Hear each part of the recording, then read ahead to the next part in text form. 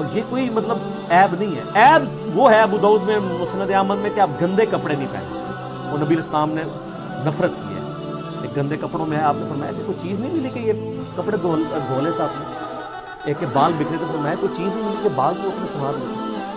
اور ایک ابو داؤد میں یہ بھی حدیث ہے کہ اللہ تعالیٰ جسے نعمتوں سے نوازتا ہے اللہ خوش ہوتا ہے کہ ان نعمتوں کا اثر اس پہ دکھائی دے. لیکن اثر دکھائی دے کا یہ مطلب نہیں کہ 40 لاکھ کا ایک بٹوا ہی خرید لے. پیسے اس لیے نہیں اللہ نے دیے ہوئے کہ 10 کروڑ کی ایک گاڑی خرید لے. پسندیدہ اللہ کو یہی ہے کہ آپ پیغمبروں والی زہد کی زندگی گزاریں. کریں گے فتویٰ کوئی نہیں ہے. اور مسلم شریف کی وہ حدیث بھی یاد کر لیں. نبی علیہ السلام نے فرمایا جس کے دل میں رائی کے دانے کے برابر بھی تکبر ہوا جنت میں نہیں جاتا.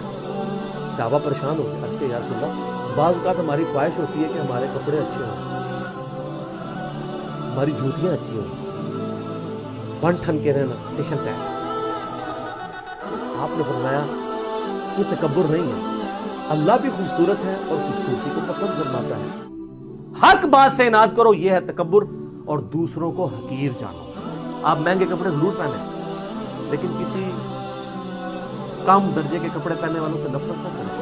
اسی لیے دیکھیں آپ کو اسلام نے کتنا پابند کیا ہے. ایک غیر مسلم مسلمان ہوا, اس کا امریکن, اس نے ترجمہ ہے اس کی کتاب کا میں نے پڑھا تھا, سر تسلیم خان ہے. بڑی دقت انگیز اس کی سٹوری, اس کے میں نے بتایا تھا فجر کے وقت اس نے جیسے 3 گھڑیاں رکھی ہوئی تھیں. وہ کہتا ہے جب میں نماز پڑھنے کے لیے مسجد میں گیا نا تو مجھے اسلام کی اس بات کی حکمت سمجھ آئی کہ نماز میں پاؤں سے پاؤں کیوں جوڑنا ہے.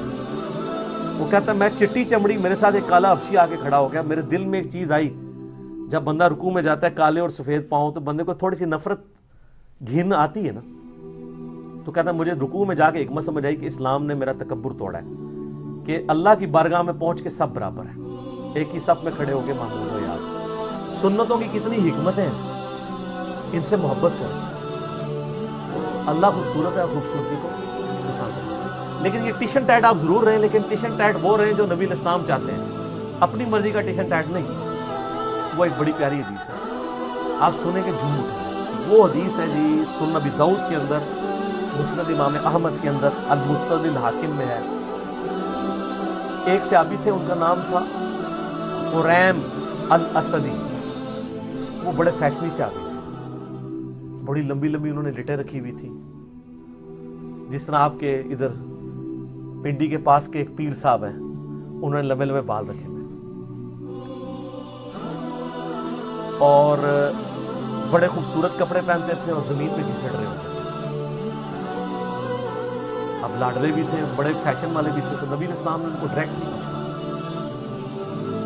آپ تھوڑا توقف بھی فرماتے تھے. آپ نے صحابہ کرام نے کہیں ذکر کیا حضرت خریم کا کہ جی ان کی دیکھیں اتنی لمبی لمبی لٹیں ہیں. ابو داؤد کے الفاظ ہیں, مسند احمد کے, المستدرک الحاکم میں.